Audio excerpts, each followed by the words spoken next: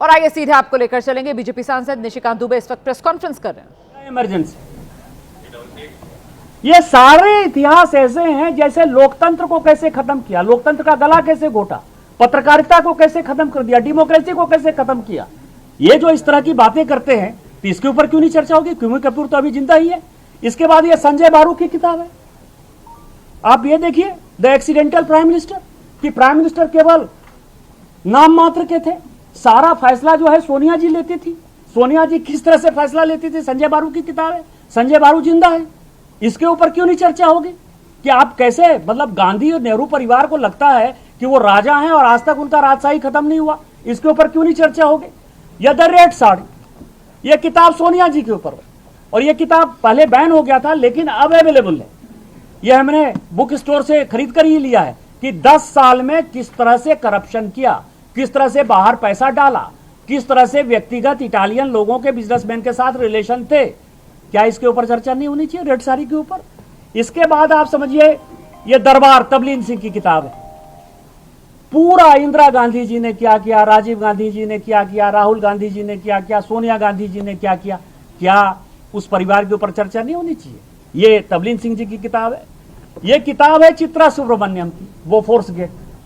आपको पता है कि इनकम टैक्स ने फाइनली कहा कि बिन चड्ढा ने पैसे लिए और उनसे इनकम टैक्स ने पैसे वापस लिए।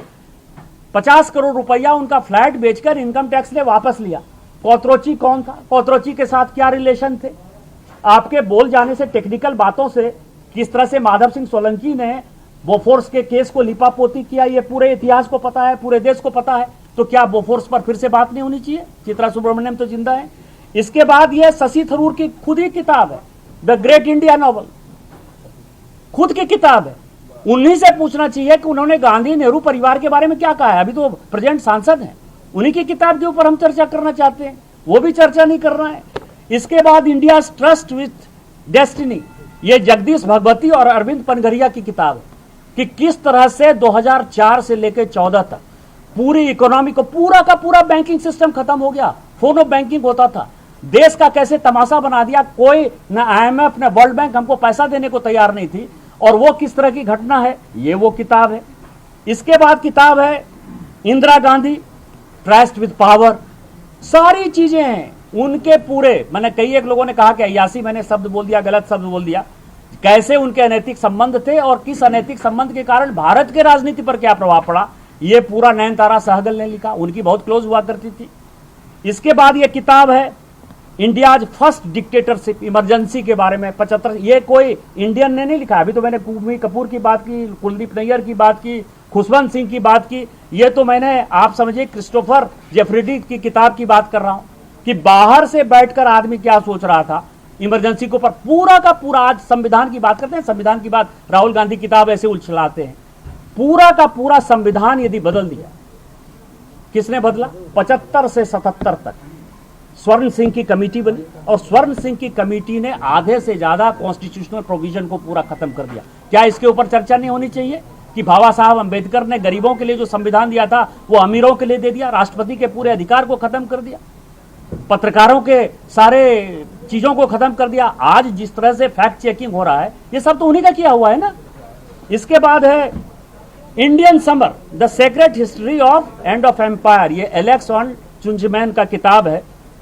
ये आप देखिए कि माउंटबेटन क्या है, एडविना क्या है, ये उन्होंने लिखा। कुछ इंडियन पब्लिशर ने लिखे हैं कि पूरा भारत और पाकिस्तान बना कैसे, देश को डिवाइड करने के पीछे किस तरह की राजनीति थी, किस तरह से आज जो है चाइना को हमारे साथ ला दिया, कौन सी मैकमोहन लाइन थी, पूरा का पूरा नॉर्थ ईस्ट जो है, कैसे बर्मा को हमने कैसे अलग करने का 1935-36 में फैसला कर लिया। ये सारी चीजें जो है इसमें, इस पर चर्चा नहीं करोगे आप? इसके बाद ये किताब है फॉली नॉरिमन की। फॉली नॉरिमन, आप ये समझिए कि उन्होंने बिफोर मेमोरी फेड्स, इन्होंने जो जितनी चीजों का जिक्र किया है कि नेहरू के साथ क्या हुआ, इंदिरा के साथ क्या हुआ, राजीव गांधी के साथ क्या हुआ, तो इस तरह की जो है सैकड़ों किताब है। इसके बाद एक किताब है, आप समझिए कि 1962 वॉर के बाद जो है, ये सीक्रेट है जो आज तक बाहर नहीं निकला, जिसको कहते हैं कि हेनरी ब्रुक्स जो है, ये रिपोर्ट है 1962 वॉर की, जो ये कहता है कि चाइना का कितना बड़ा भूभाग कांग्रेस ने दे दिया कितने आर्म्स एमुनिशन खत्म हो गए, किस तरह। तो आप सुन रहे थे निशिकांत दुबे की तरफ से निशाने पर कांग्रेस पार्टी को लिया जा रहा है, गांधी परिवार को लिया जा रहा है। किताब वर्सेस किताब, ये पूरा मामला इसी दिशा में बढ़ता हुआ नजर आ रहा है। किताब वर्सेस किताब, विवाद बेहिसाब। जी, संसद में जारी बजट सत्र में, लोकसभा में लगातार ये हो रहा है। परसों भी हुआ, कल भी हुआ, आज भी हुआ। विवाद की वजह पूर्व आर्मी चीफ की वो अप्रकाशित किताब, जिसका हवाला देकर राहुल गांधी ने सरकार को चीन के मुद्दे पर घेरा। सरकार और विपक्ष में नई तकरार छिड़ गई। इस विवाद में आज एक नया मोड़ तब आ गया जब बीजेपी सांसद निशिकांत दुबे ने लोकसभा के भीतर एक नहीं बल्कि कई किताबें दिखा दी और उन्हीं किताबों को लेकर वो प्रेस कॉन्फ्रेंस भी कर रहे थे, जो अभी आप देख रहे थे। अब निशिकांत दुबे हवाला दे रहे हैं इन किताबों का, गांधी परिवार को घेर रहे हैं। राहुल गांधी ने सोमवार को पूर्व आर्मी चीफ जनरल नरवणे की अप्रकाशित किताब का हवाला देते हुए राष्ट्रीय सुरक्षा का मुद्दा उठाते हुए चीन को लेकर सरकार की घेराबंदी करने की कोशिश की थी। इसी पर सोमवार को जमकर बवाल हुआ। मंगलवार को भी हंगामा जारी रहा। आज लोकसभा में माहौल गरमाया रहा। इस बीच राहुल गांधी आज संसद में वो किताब लेकर पहुंच गए जो अभी बाजार में आने की, जिस किताब को इजाजत नहीं मिली है क्योंकि ये किताब लिखी जा चुकी है पर क्लियरेंस के लिए डिफेंस मिनिस्ट्री के पास है 2023 से। इससे पहले आज जब किताब वर्सेस किताब वाला मामला सदन में गरमाया तो सत्ता पक्ष की ओर से निशिकांत दुबे, जो कई किताबों का ढेर लेकर सदन में पहुंचे थे, उनकी तरफ से क्या कहा गया सुनाते हैं आपको। सभापति महोदय, यहाँ किताब पर चर्चा चल रही है, एक किताब पर चर्चा चल रही है, वो किताब जो आज तक छपी ही नहीं। मैं आपके माध्यम से सदन को उस किताब के बारे में, उन किताबों के बारे में बताना चाहता हूं जो नेहरू परिवार, कांग्रेस परिवार के गद्दारी, मक्कारी, भ्रष्टाचार और अय्यासी से भरा पड़ा है। और वो सब छपी हुई किताब है सर। पहली किताब ये है एडवीना एंड नेहरू। भारत जो स्वतंत्र हुआ तो किस तरह से पाकिस्तान का बंटवारा हुआ और किस तरह से भारत के पहले प्रधानमंत्री अय्यासी कर रहे थे, इस किताब में मैं उसका जिक्र करना चाहता हूं, मैं उसको कोट करना चाहता हूं। दूसरी किताब है सर जो मथाई साहब, जो नेहरू साहब के पीए हुआ करते थे, वो कह रहे हैं कि इंदिरा गांधी के साथ उनके व्यक्तिगत संबंध थे और उन्होंने भ्रष्टाचार के आरोप में जो है उनको हटाया। सोनिया जी की किताब है ये सर, किस तरह से उन्होंने भ्रष्टाचार के आधार पर, किस तरह से भ्रष्टाचार के आधार पर इस सरकार को चलाया और 10 साल तक जो है किस तरह से करप्शन किया। ये इंदिरा जी का किताब है सर, ये इंदिरा जी का किताब है जिसने कि धीरेन्द्र ब्रह्मचारी के साथ किस तरह के संबंध थे और डिफेंस डीलर के क्या संबंध थे। एक्सीडेंटल प्राइम मिनिस्टर संजय बारू की किताब है सर, ये इमरजेंसी रिटोल्ड की कहानी है सर। ये वो कहानी है जिसमें कि एंडरसन को बाहर भेज दिया राजीव गांधी ने। ये कॉलिन नरीमन की कहानी है कि किस तरह जुडिशियरी को इन्होंने बर्बाद किया। ये बोफोर्स की कहानी है कि कोथरोची से कांग्रेस परिवार के क्या संबंध थे। ये मित्रों खेल लाइब्रेरी है। तो आपने सुना किस तरीके से किताब के बाद एक किताबों का हवाला निशिकांत दुबे की तरफ से दिया जा रहा था। हालांकि जो वहां चेयर पर मौजूद थे उनकी तरफ से बार बार उनको रोका टोका जा रहा था। कांग्रेस ने निशिकांत दुबे के निलंबन की अब मांग की है। स्पीकर ऑफिस में कांग्रेस ने बाकायदा प्रदर्शन भी किया है।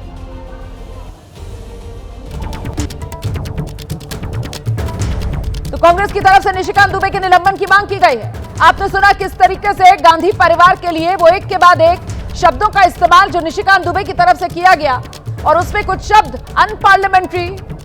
अब मैं नहीं जानती हूं कि क्या उनको आज की कार्रवाई से एक्सपंज किया गया है या नहीं किया गया है, लेकिन खुद निशिकांत दुबे भी अब से कुछ देर पहले जब प्रेस कॉन्फ्रेंस के लिए आए थे तो उनकी तरफ से इस बात को लेकर जिक्र किया गया कि देखिए वो अय्याशी शब्द का मैंने इस्तेमाल किया था, ये मामला अय्याशी से ज्यादा भ्रष्टाचार का है गांधी परिवार के, उसका वो उल्लेख करना चाह रहे थे।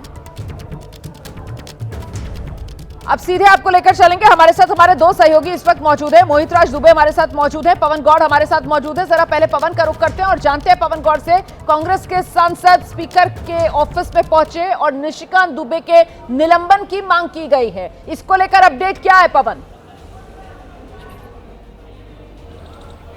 देखिए हमारा इसकी शुरुआत जो है वो आज सुबह से हुई, जब राहुल गांधी जो है वो पूर्व सेना प्रमुख की एक जो अनपब्लिश्ड जो किताब थी उसको लेकर संसद भवन पहुंचे और उन्होंने कहा कि आज मैं प्रधानमंत्री को चैलेंज देता हूं कि वो आए, जब सदन में बोलने आए तो मैं इनको इस किताब को दूंगा और उनको कहूंगा कि इस किताब को पढ़ें। हालांकि सरकार ने इस किताब को पब्लिश नहीं होने दिया, ऐसा राहुल गांधी का कहना था, लेकिन मैं कहूंगा कि प्रधानमंत्री इस किताब को पढ़ें। तो उस किताब के जवाब में बीजेपी सांसद निशिकांत दुबे कई सारी किताबों को लेकर सदन में पहुंच गए और सदन में जब उनका राष्ट्रपति के अभिभाषण के धन्यवाद प्रस्ताव पर बोलने का नंबर आया तो उन्होंने कई सारी किताबों को उन्होंने कोट करना शुरू किया, जिसमें कई सारे, चाहे वो पंडित जवाहरलाल नेहरू की बात हो या इंदिरा गांधी की बात हो या सोनिया गांधी की बात हो, राहुल गांधी की बात हो, तमाम ऐसे सारे विषयों का उन्होंने उल्लेख किया जो इन किताबों में कहीं ना कहीं गांधी परिवार को लेकर लिखा गया था। तो इन सब विषयों को लेकर लगातार विवाद हो गया और विवाद के चलते पूरा विवाद जो है वो पहुंचा स्पीकर के दफ्तर में, क्योंकि जब सदन को 5 बजे तक एडजर्न कर दिया गया, स्पीकर के केबिन में ये पूरा विवाद पहुंचा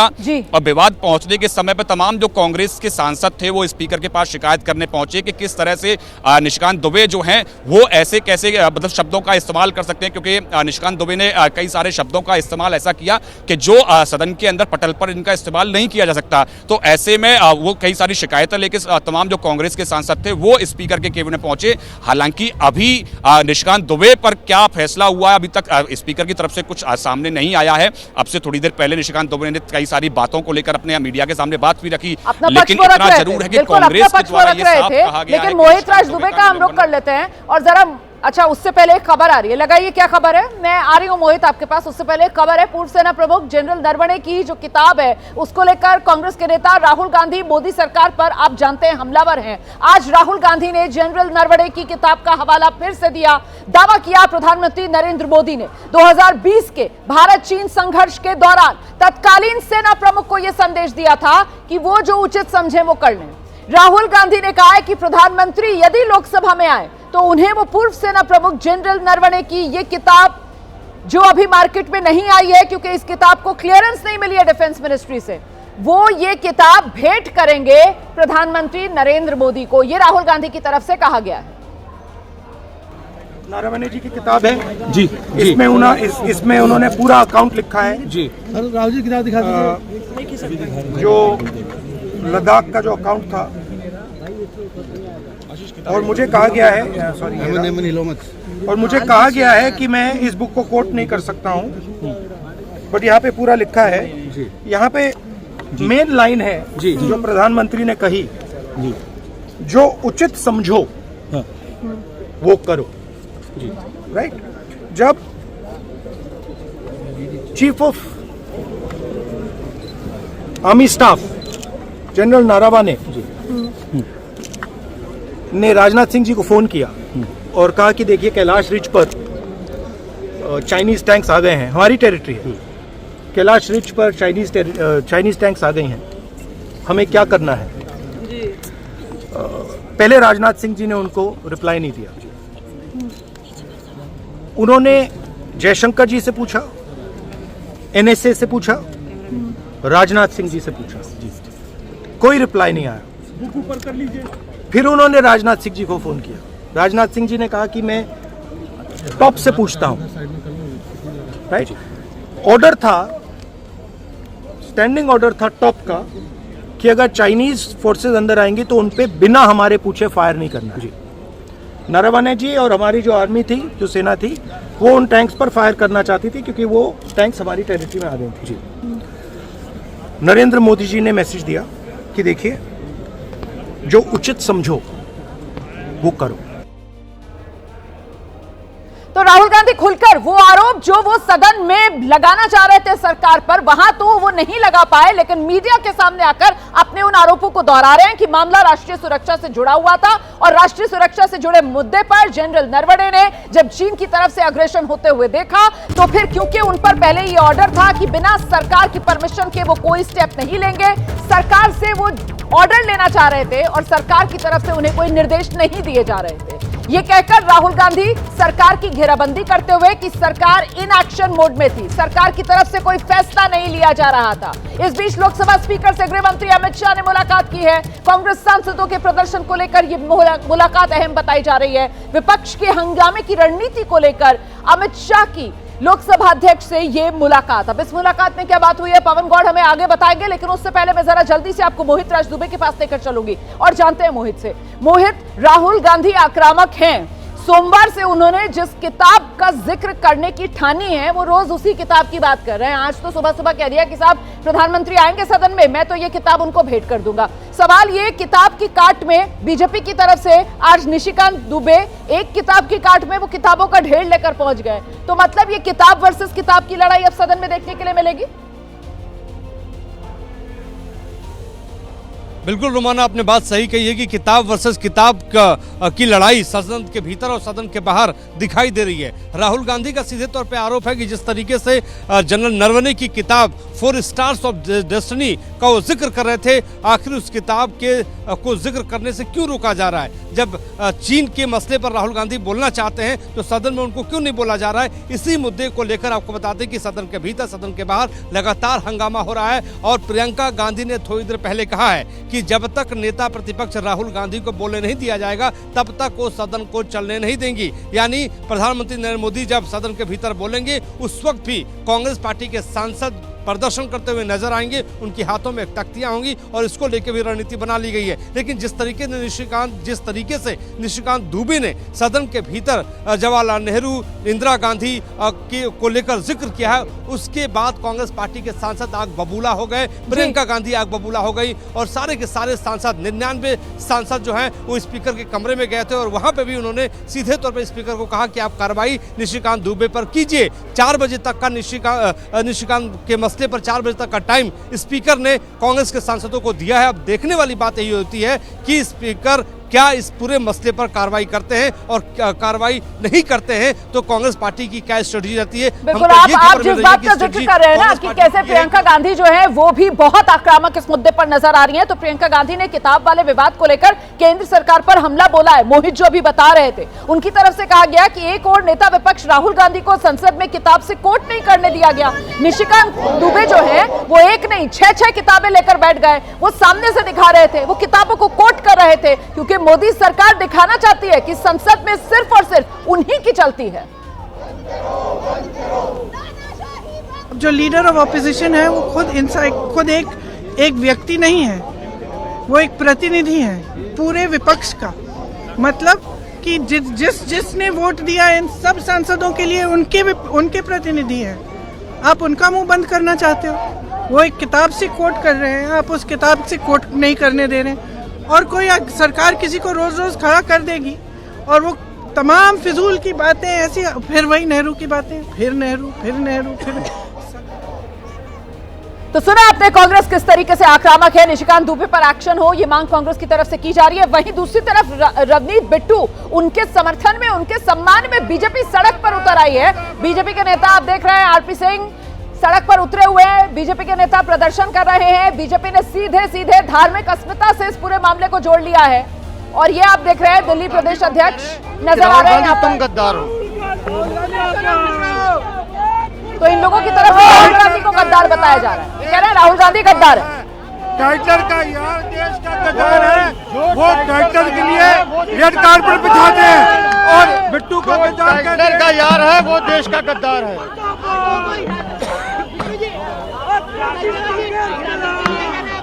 कोई बात नहीं, हमारी लड़ाई जारी रहेगी। राहुल गांधी को अपने बयान के लिए माफी मांगनी पड़ेगी।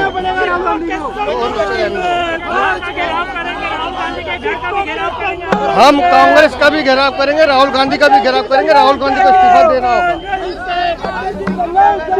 सीधी बात है, सिखों के प्रति जो नफरत कांग्रेस के मन में है वो फूट कर निकलती है।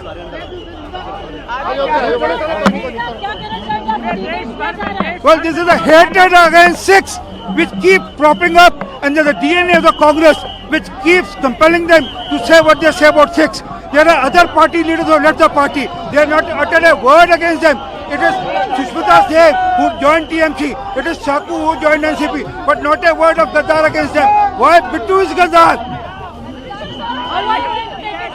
We are going to protest. Today we are courted arrest. We will continue protesting. Well, Rahul Gandhi will have to resign and will have to apologize to Sikhs. Rahul Gandhi को माफी भी मांगनी होगी, राहुल गांधी को इस्तीफा भी देना होगा। हम बार बार कह रहे हैं कि राहुल गांधी ने उस सिख कौम को गाली दी है जिस सिख कौम पे हर हिंदुस्तानी गर्व करते हैं। बाहर जाते हैं तो राहुल गांधी का बयान जब जब विदेश में जाते हैं वो आपको विदेशी लेकर चलते हैं। यहाँ जहाँ बीजेपी के नेता प्रदर्शन कर रहे हैं, हमारे सहयोगी बलराम पांडे मौजूद है। बलराम, हम जानते हैं रवनीत बिट्टू पहले कांग्रेसी थे, कांग्रेस छोड़कर वो बीजेपी में चले गए। ऐसे में राहुल गांधी को आज जब वो सदन में नजर आए बाहरी संसद भवन परिसर में मकर द्वार पर, तो उन्होंने कहा देखो गद्दार आ रहा है, और उसके बाद उन्होंने हेलो ब्रदर कहकर राहुल गांधी ने रवनीत बिट्टू की तरफ हाथ भी बढ़ाया, लेकिन बिट्टू ने ना हेलो ब्रदर का जवाब दिया और ना बिट्टू ने राहुल गांधी से हाथ मिलाया। वो मकर द्वार की सीढ़ियां चढ़कर अंदर चले गए। और अब बीजेपी के नेता इस पूरे मामले को सिख समाज, धार्मिक आस्था से जोड़कर राहुल गांधी की घेराबंदी कर रहे हैं। मतलब कुल मिलाकर यहां पर सियासत चरम पर है। बलराम पांडे, बिल्कुल, देखिए जिस तरीके से यहाँ पर जो सिख समाज के लोग हैं वो प्रोटेस्ट कर रहे हैं, भारतीय जनता पार्टी के जो कार्यकर्ता हैं वो प्रोटेस्ट कर रहे हैं और मांग कर रहे हैं कि जिस तरीके से शब्दों का इस्तेमाल राहुल गांधी ने किया है उसको लेकर के सिख समाज का अपमान हुआ है और वो सिख समाज से माफी मांगे। और इसी बात को लेकर के आप देख सकते हैं कि यहाँ पर सिख समाज की तरफ से प्रोटेस्ट किया जा रहा है। हालांकि लगातार दिल्ली पुलिस की तरफ से जो प्रदर्शनकारी हैं उन्हें हिरासत में लिया जा रहा है। दिल्ली प्रदेश अध्यक्ष वीरेंद्र सचदेवा को भी पुलिस ने हिरासत में ले लिया है और लगातार आप देखिए जो प्रोटेस्ट है वो यहां पर जारी है और कोशिश यही की जा रही है कि इस आवाज को राहुल गांधी तक पहुंचाया जाए। और इसीलिए भारी संख्या में आज जो बीजेपी के कार्यकर्ता हैं, जो सिख समाज के लोग हैं, वो यहां पर पहुंचे हुए हैं और उनकी तरफ से कोशिश लगातार जारी है। और आप देखिए सिख समाज के लोग यहां पर प्रोटेस्ट करते हुए भी नजर आ रहे हैं। क्या कहेंगे जिस तरीके से आप लोग प्रोटेस्ट कर रहे हैं, लगातार पुलिस हिरासत में भी ले रही है? जिस तरीके से भी पुलिस हमें दबाना चाहेगी पर हम दबने वाले नहीं है। राहुल गांधी को माफी मंगवाएंगे। आज कांग्रेस मुख्यालय पर यह प्रदर्शन बताता है कि सिखों की जिस तादाद में आपने देखा कि सिख आज भी राहुल गांधी और उसके जो नफरती सोच है, जो जहरीली सोच है, उसके खिलाफ डट के खड़े हैं। लेकिन कांग्रेस तो ये कह रही है कि हमने कुछ गलत नहीं कहा। कांग्रेस की मानसिकता वो आज बताती है कि वो उनकी पार्टी छोड़कर 100 से अधिक नेता गए, पर आज उन्होंने रवनीत बिट्टू को चिन्हित कर कर सिखों का अपमान करने की भावना से ये शब्द कहे। यानी आप देख सकते हैं जो बीजेपी के कार्यकर्ता हैं, जो सिख समाज के लोग हैं, वो यहाँ पर प्रोटेस्ट करते हुए इनसे ये नजर भी आ पूछ रहे लीजिए हैं। ना जरा, राहुल गांधी ने तो हेलो ब्रदर भी बोला था उनको, ब्रदर कहकर हाथ भी बढ़ाया था आगे राहुल गांधी ने, इसका भी जवाब लीजिए ना। खिलाफ गलत बोलना ही बोलना। उनके परिवार ने शुरू से गलत बोला, सिखों के साथ बुरा किया, 84 में लोगों का कत्लेआम किया, बार बार ये सिखों का मान करते हैं। लेकिन आपको बता दें कि राहुल गांधी ने तो हेलो ब्रदर भी कहा और आगे हाथ बढ़ाया मिलाने के लिए, लेकिन उन्होंने हाथ नहीं मिलाया बिट्टू ने। मगर उन्होंने अपनी मानसिकता दिखा के उनका अपमान किया ना, इसलिए उन्हें हाथ क्यों मिलाना ऐसे आदमियों से? यानी इस बयान को लेकर के आप लोग प्रोटेस्ट कर? हाँ जी, हाँ जी। राहुल गांधी ने जो खिलाफ बोला उनके खिलाफ ये प्रदर्शन कर रहे हैं। राहुल गांधी को, राहुल गांधी के खिलाफ आप देखिए किस तरीके से बीजेपी से जुड़े हुए ये लोग सड़क पर उतरे हुए हैं। इसमें आरपी सिंह से लेकर वीरेंद्र सचदेवा, दिल्ली बीजेपी अध्यक्ष, सब सड़क पर उतरे हुए नजर आए। दरअसल राहुल गांधी का ये यार गद्दार वाला बयान जिस पर मचा है ये सियासी घमासान, जो 8 निलंबित सांसद हैं, आज वो संसद के मकर द्वार पर, ये देखिए आप प्रदर्शन चल रहा था यहाँ पर, वहां रवनीत बिट्टू आ गए, उनको देखकर राहुल गांधी ने ये बात कही थी कि गद्दार आ रहे हैं टहलते हुए, और फिर राहुल गांधी ने हेलो ब्रदर कहकर उनकी तरफ हाथ भी बढ़ाया, लेकिन ना बिट्टू ने राहुल गांधी से हाथ मिलाया, बल्कि वो मकर द्वार की सीढ़ियां चढ़ते हुए ऊपर संसद में चले गए। एक बार सुना दीजिए जरा। सर थोड़ा आप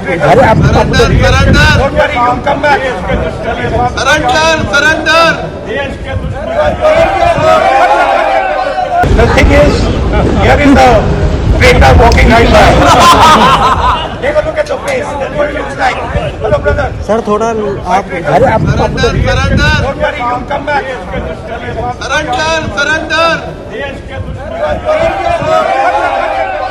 The thing is, here is the traitor walking right by. Take a look at your face. That's what it looks like. Hello, brother. Sir थोड़ा आप Don't worry, you'll come back. मेरे साथ रवनीत सिंह बिट्टू साहब हैं खास बातचीत के लिए। बिट्टू साहब, आज राहुल गांधी के साथ आपकी नोकझोंक हो गई है और राहुल गांधी ने हाथ आगे बढ़ाया तो आपने मिलाया भी नहीं। देखो बात है, एक तरफ उस दादी का पोता है जिस दादी ने पंजाबियों को मारा, सिखों को मारा और पंजाब को तहस नहस कर दिया, और दूसरी तरफ एक उस दादे का पोता है जिसने पंजाब में अमन शांति दी और दोबारा पगड़ी की शान बहाल की और पंजाब में खुशहाली लेके आई। यही अंतर है, इस चीज का ही दर्द है। और उसको पगड़ी से हमेशा और पंजाबियों से हमेशा गांधी फैमिली को तकलीफ रही है।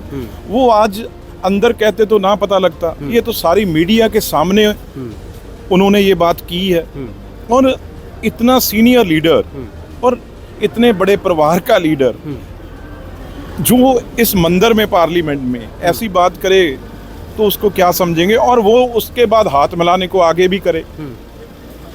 तो ऐसे लोगों के साथ जो देश के खिलाफ बोलते हैं, देश की आर्मी के खिलाफ बोलते हैं, फौज के खिलाफ बोलते हैं, मैंने कहा मैं उस आदमी के साथ हाथ नहीं मिलाऊंगा। और जो वर्ड उन्होंने यूज किए क्या वर्ड यूज किया था राहुल गांधी? मैं तो अपने वर्ड अब मुंह से कह नहीं सकता, आपने सुने ही हैं जो उन्होंने वर्ड कहे। क्या बोला उन्होंने? नहीं, मैं आपको कह ही रहा हूँ, वो सुनाई दे ही रहे। ट्रेटर फ्रेंड बोला आपको? अरे कुछ भी कहा, लेकिन जो भी उन्होंने कहा वो लोग पसंद नहीं करेंगे, लोग वो वर्ड सुनना नहीं चाहेंगे। लेकिन एक और सवाल है कि इसको लेके जो है सिरसा जी ने भी मुद्दा उठा दिया है कि सिख का अपमान है, पगड़ी का अपमान किया है, जो हमेशा ही वो करते आए हैं। और बाकी कितने एमपी निकल रहे थे उनके सामने से, और किसी को क्यों नहीं कहा? एक सिख को, एक पगड़ी वाले को क्यों कहा उन्होंने? आपने कोई रिप्लाई किया इस पर? नहीं, मैंने तो ये जब वो हाथ बनाने लगे मैंने कह ही दिया भी आपके हाथ तो सिखों के भाई कातिल और खून से रंगे हुए हैं, मैं हाथ नहीं मिलाऊंगा। उनका कहना कि बिट्टू को हमने सपोर्ट किया, अध्यक्ष बनाया, सांसद बनाया, पार्टी में आगे बढ़ाया। अरे जो कुछ भी किया फिर इसका मतलब मुझे कुछ भी कहोगे? सीधे आपको लेकर चलेंगे। हमारे साथ इस वक्त दो खास मेहमान मौजूद हैं स्टूडियो में। मेरे साथ समाजवादी पार्टी के प्रवक्ता अनुराग भदौरिया जी मौजूद हैं, बीजेपी के प्रवक्ता डॉक्टर अजय आलोक हमारे साथ जुड़ रहे हैं। डॉक्टर अजय आलोक, मैं आपके पास आ रही हूँ।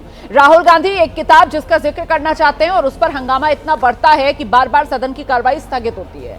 और आज निशिकांत दुबे बीजेपी के सांसद 6 किताबें लेकर पहुंच जाते हैं और उसको लेकर बाकायदा चेयर के मना करने के बावजूद वो उनको एक के बाद एक कोट करते चले जाते हैं। और मेरे ख्याल से अनपार्लियामेंट्री शब्द थे जिनका इस्तेमाल निशिकांत दुबे की तरफ से किया जाता है, लेकिन उन पर तो कोई एक्शन नहीं है। ये क्या हो रहा है सदन में?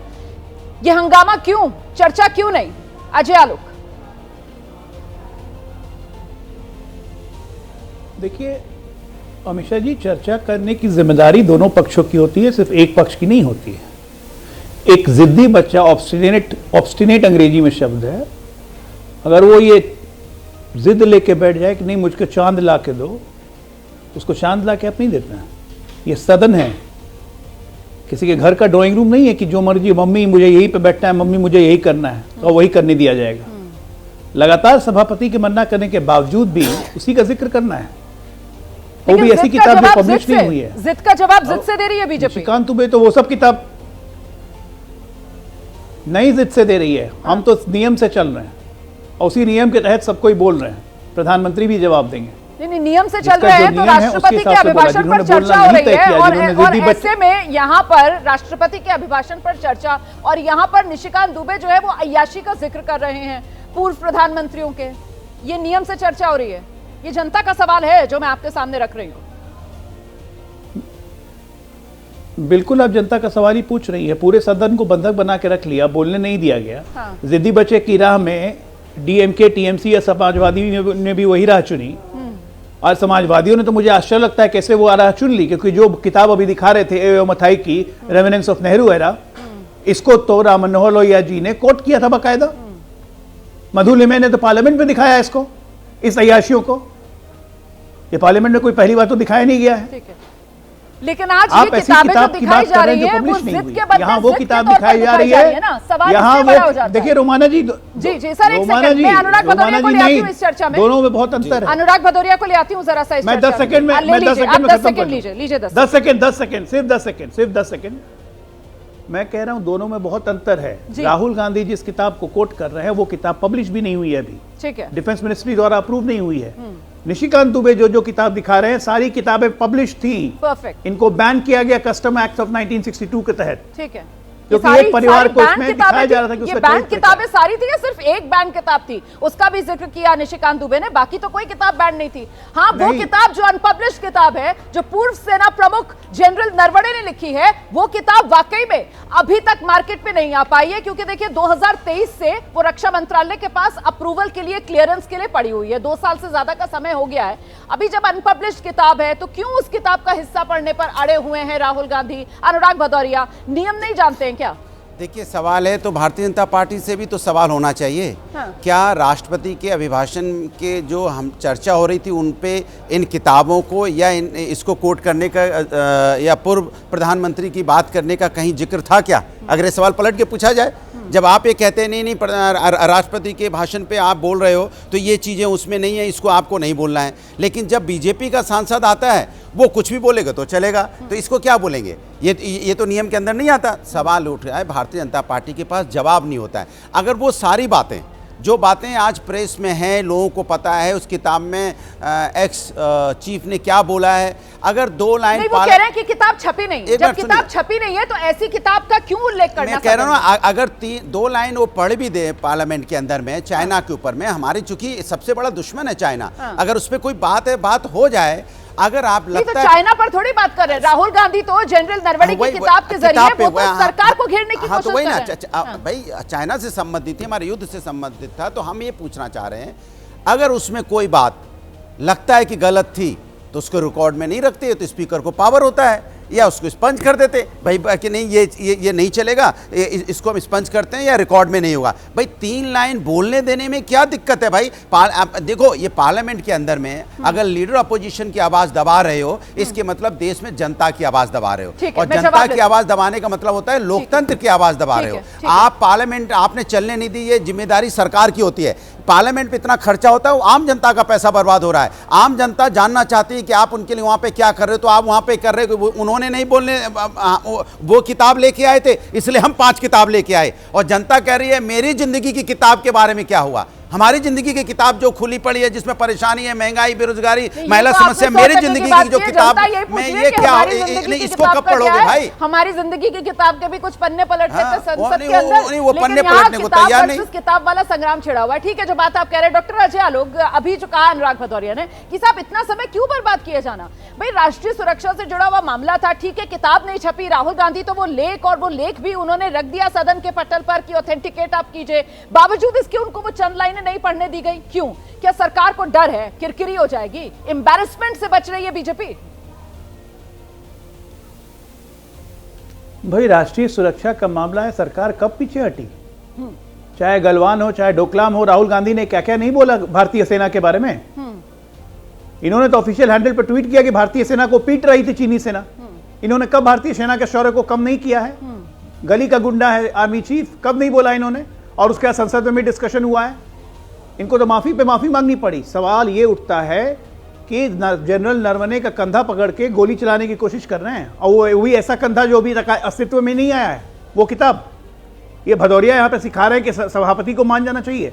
सभापति सुप्रीम होता है सदन में, और जब सभापति ने रूलिंग दे दी कि आप इसको कोर्ट नहीं करेंगे, उसके बावजूद भी आप कोर्ट कर रहे हैं, इसका क्या मतलब है? सदन की इज्जत है ऐसे व्यक्ति को? लायक है ये आदमी सदन का नेता बनने के लिए?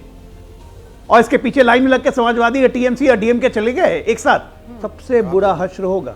और आज जो इन्होंने किया है बिट्टू के साथ, अरे हम बोलते हैं यार दिलदार, ये कह रहे हैं गद्दार। और यार ये फितरत होती है, क्योंकि इस देश के जितने गद्दार हैं सब इनके यार हैं, इसलिए जो भी गद्दार होता है वो इनके यार बन जाते हैं। लेकिन ये भूल गए थे कि वो बेन सिंह के पोते हैं जिन्होंने पंजाब के पीएस गिल के साथ मिलकर संभाला। एक सेकंड डॉक्टर अजय आलोक, रवनीत बिट्टू वाले मुद्दे पर आप आ गए हैं, क्योंकि मैंने सोचा था मैं उस पर आऊंगी आगे, अब आप आ ही गए हैं। तो मेरा सवाल तो ये था उन तस्वीरों को देखकर कि क्यों यहाँ पर ये धर्म को बीच में लेकर आया जा रहा है, एक व्यक्ति को लेकर, और ऐसा व्यक्ति जो पहले कांग्रेस पार्टी का था उसको लेकर राहुल गांधी ने, वो हम वीडियो भी दिखा रहे हैं, वो सामने से टहलते हुए आ रहे थे, राहुल गांधी ने कहा देखो ये आ रहे हैं यार गद्दार हमारे, ऐसे करके राहुल गांधी ने कहा, और अगली लाइन में राहुल गांधी ने हाथ बढ़ा दिया हेलो ब्रदर बोलकर।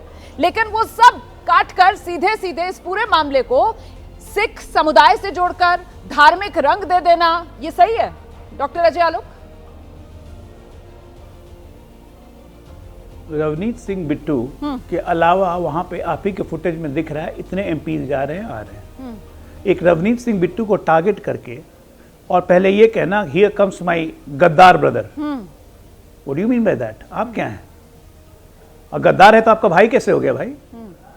और उसके बाद कहते हैं हेलो ब्रदर। ये बेनिफिट ऑफ डाउट नहीं देंगे आप? बेनिफिट ऑफ डाउट नहीं देंगे राहुल आदमी गांधी के को? आत्मस्वाभिमान को बिट्टू पहले कांग्रेस में कोई बेनिफिट एकदम रवनीत बिट्टू को पूरा खड़ा किया सियासी तौर पर। जी जी जी, क्यों नहीं देंगे बेनिफिट ऑफ डाउट, ये बता दीजिए। अरे कांग्रेस में रवनीत बिट्टू भी थे, उनके दादा की मृत्यु भी एज अ कांग्रेसी चीफ मिनिस्टर हुई बेन सिंह की। बिल्कुल। लेकिन इसका यह मतलब नहीं होता है कि आप किसी सिख को टारगेट करके उसको गालियां देंगे। ठीक है, टारगेट किया तो आपने किया ही है, प्रधानमंत्री सिख बनाया, लेकिन उसको हमेशा अपने रिपोर्ट कंट्रोल में रखा। ठीक है ठीक है ठीक है।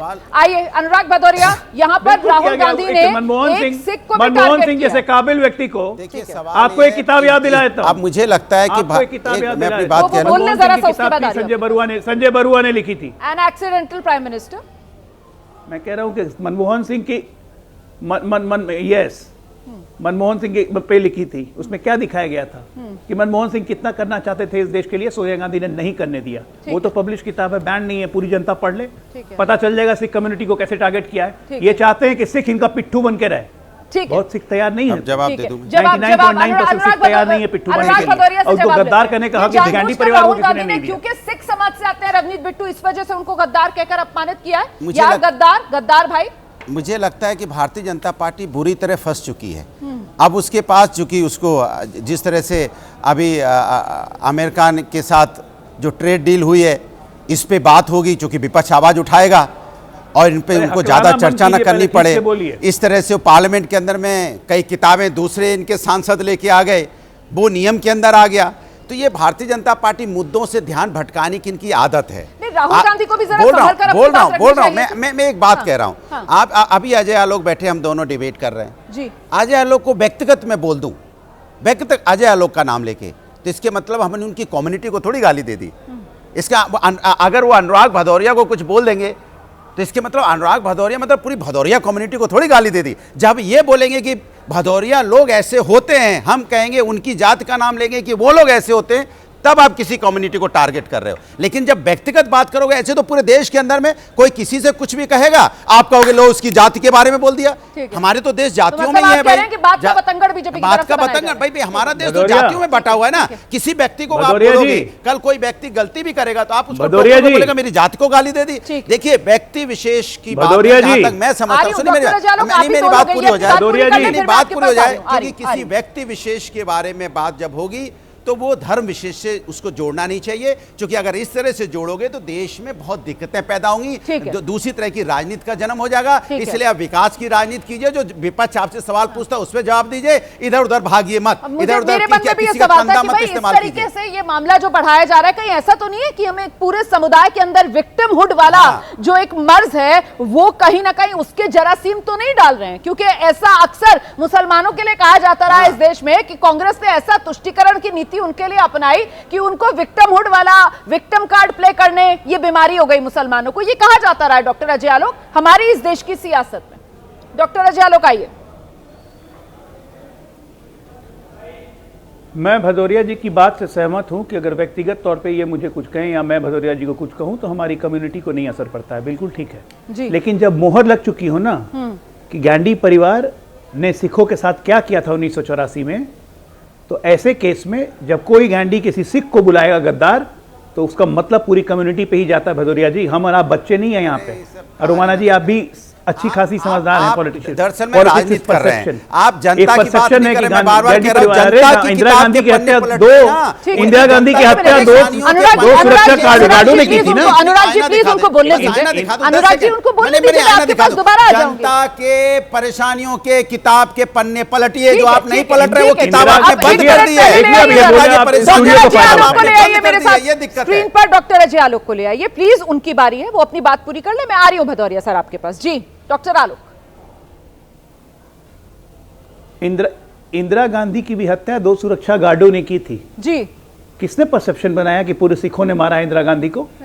और पूरे सिखों का नरसंहार कर दिया गया पूरे देश भर में। बिल्कुल देश जानता है सर, इतिहास और जब में ऐसा दर्ज है। ठप्पा आपके इंदिरा परिवार पे गांधी को लग चुका सतर्क है, भी उसके किया गया था बावजूद कि आप एक आप सिख को अपनी बोलेंगे सुरक्षा में गद्दार। सिखों को तैनात मत कीजिए, लेकिन इंदिरा गांधी ने देश के नागरिकों में कोई फर्क नहीं किया था। और बावजूद इसके कि इंदिरा गांधी को उनकी इंटेलिजेंस की तरफ से कहा गया था कि आप अपने साथ सिख सुरक्षा कर्मी नहीं रखिए, इंदिरा गांधी ने अपने साथ सिख सुरक्षा कर्मियों को ही तैनात रखा था और फिर उन्हीं की गोली से इंदिरा गांधी शहीद हुई थी। ये इस देश ने देखा है। आप बिल्कुल सही कह रहे हैं। मैं इससे थोड़ा सा आगे बढ़ूंगी और मैं जानना चाहती हूं कि आज जब सदन की कार्रवाई शुरू होगी तो राहुल गांधी की तरफ से तो डॉक्टर अजय आलोक कह दिया गया है कि वो तो ये किताब जो अभी रक्षा मंत्रालय के पास पिछले 2 साल से क्लियरेंस के लिए पड़ी हुई है, अभी क्लियरेंस मिला नहीं है, मार्केट में तो आई नहीं है, लेकिन राहुल गांधी कह रहे हैं वो ये किताब प्रधानमंत्री नरेंद्र मोदी को देंगे। तो सदन में आपको क्या लगता है आज एक बार फिर से वो एक तरीके से एक ड्रामा, एक पॉलिटिकल टैक्टिक देखने के लिए मिलेगा?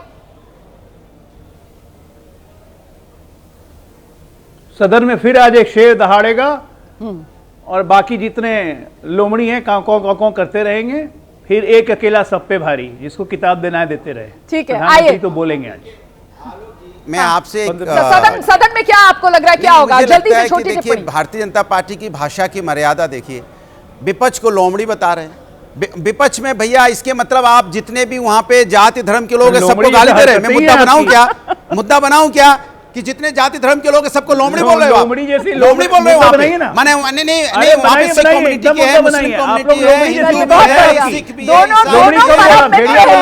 दोनों परम मित्र हैं, अलग अलग राजनीतिक दलों में हैं, इसलिए अपनी अपनी पार्टी की लाइन के हिसाब से यहां पर बात रख रहे हैं और बहुत दिलचस्प ये चर्चा हुई है। फिलहाल बहुत शुक्रिया आप दोनों का हमारे साथ जुड़ने के लिए। कुल मिलाकर नजर अब संसद पर लगी हुई है, जहां शाम 5 बजे प्रधानमंत्री नरेंद्र मोदी आएंगे और चर्चा में धन्यवाद देंगे। जम्मू कश्मीर के उधमपुर में सुरक्षा बल के जवानों ने मुठभेड़ में 2 आतंकवादियों को मार गिराने का दावा किया।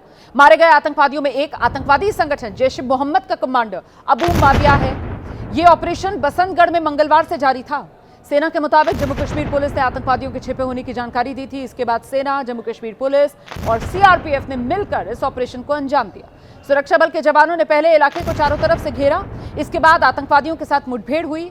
ये दोनों आतंकी जंगलों के बीच एक गुफा में छिपे थे। सुरक्षा बलों के जवानों ने उस गुफा को धमाका कर उड़ा दिया, जिसमें ये दोनों आतंकवादी मारे गए हैं और इस दौरान एक धमाके की आवाज भी सुनाई दी है। सूत्रों के मुताबिक इस ऑपरेशन में मारे गए आतंकवादियों में एक आतंकवादी संगठन जैश-ए-मोहम्मद का पाकिस्तानी कमांडर अबू माविया था, जो इलाके में काफी समय से एक्टिव था। वो 2023 से जम्मू कश्मीर में एक्टिव था। जैश-ए-मोहम्मद के साथ 2018 से जुड़ा था। मारे गए दूसरे आतंकवादी की पहचान अभी नहीं हो पाई है। इस मुठभेड़ के बाद सुरक्षा बलों के जवानों ने कई हथियार भी बरामद किए। सूत्रों के मुताबिक इस इलाके में 3 पाकिस्तानी आतंकवादी सुरक्षा बलों के लिए सिरदर्द बने हुए थे। ये तीनों आतंकी 15 दिसंबर को हुए एक ऑपरेशन में अलग हो गए थे। इसके बाद 23 जनवरी को कठुआ में एक एनकाउंटर में सुरक्षा बलों ने इसी ग्रुप के एक आतंकी उस्मान को मार गिराया था।